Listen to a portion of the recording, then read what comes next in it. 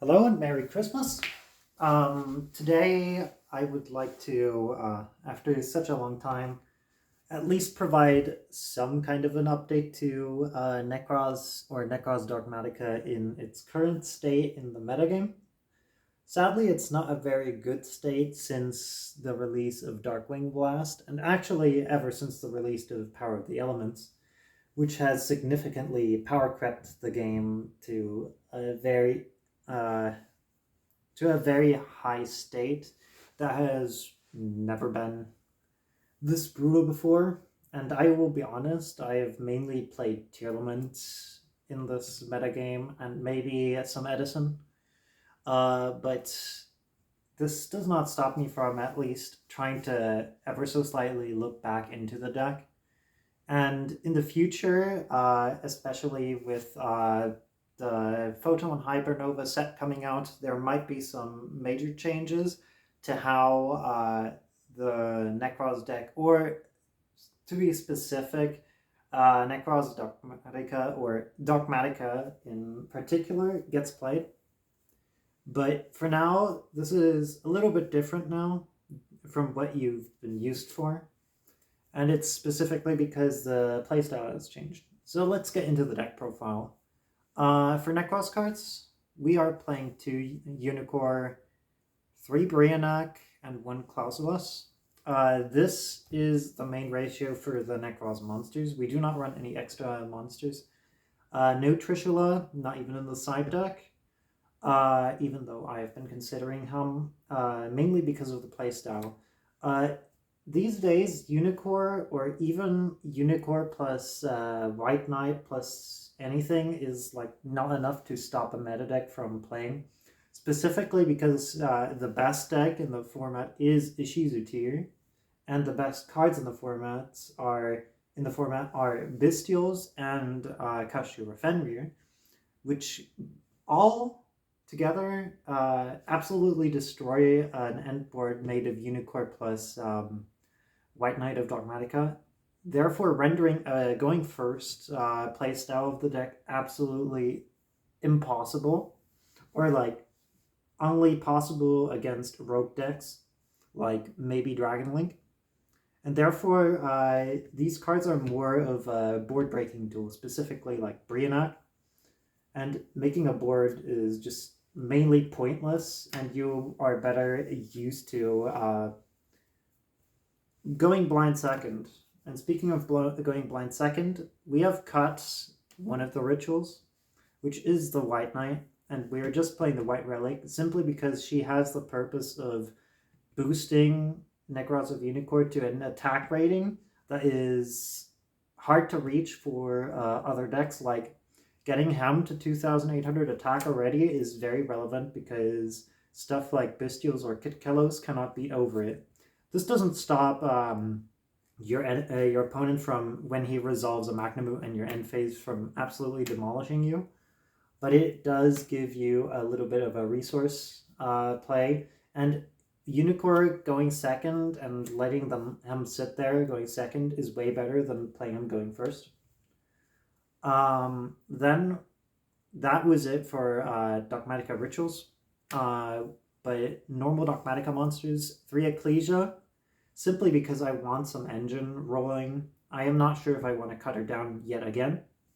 Her main point is to search board breaker tools like Fleur de Lis, or if you know you're playing against Sprite, Dogmatika Maximus. And don't forget, Sprite is still a deck, and from what I've seen at the German Open, you should respect Sprite as a deck. It was very presented in the top cut of that event, as I was watching the event from the sidelines rather than playing in it.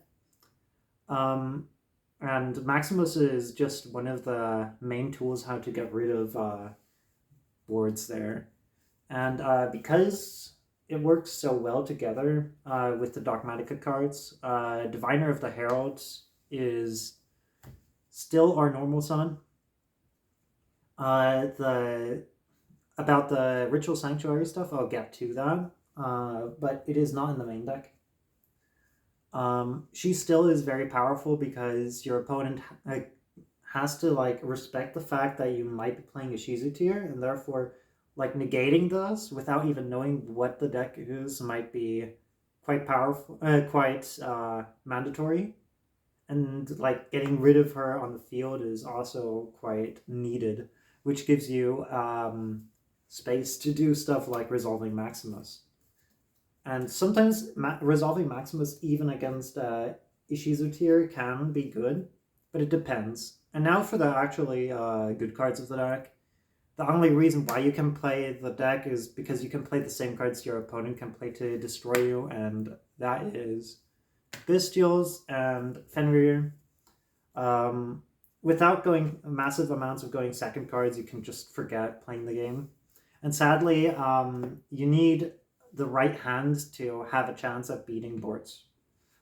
Fenrir is excellent as a standalone card, but you have to be careful with stuff like Totally Awesome and Triple Tactics Talent just demolishing you.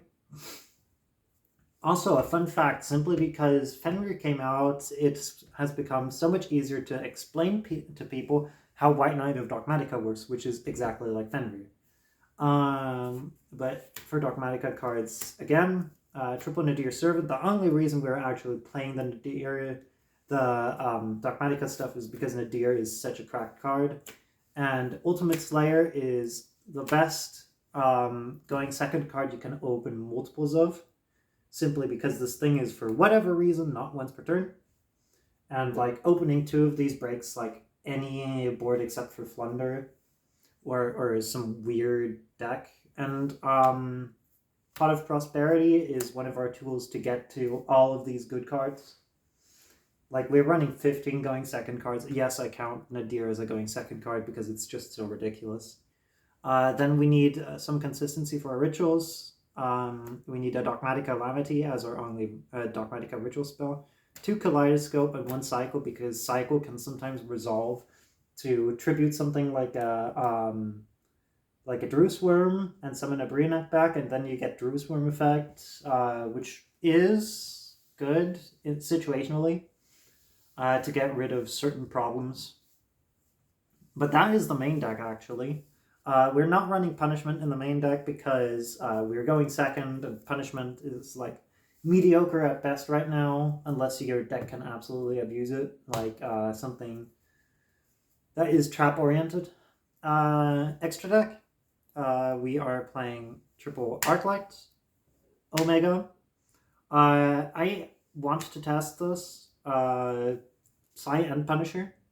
Mainly he's huge, so he is like a target you can send for your extra deck. But he's also an 11, which could come up if you summon Diviner plus Fenrir, and you already used your Fenrir to search another Fenrir, and your opponent does not want to activate any effects anymore. You can make a Psy and Punisher and randomly like punish your opponent. Ruddy Rose Dragon. Honestly, this should be Wallow, because Wallow is good. But I could not find my Wallow. We were playing triple Intus because why not? Double Titaniclad, maybe a little bit overkill.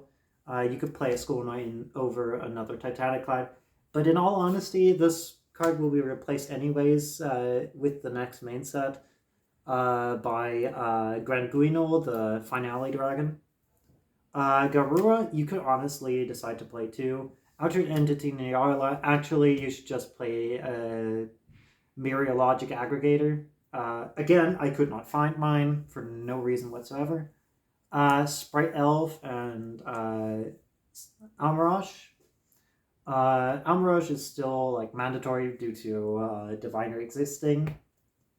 But this also rounds up the extra deck, and Elf is still very good.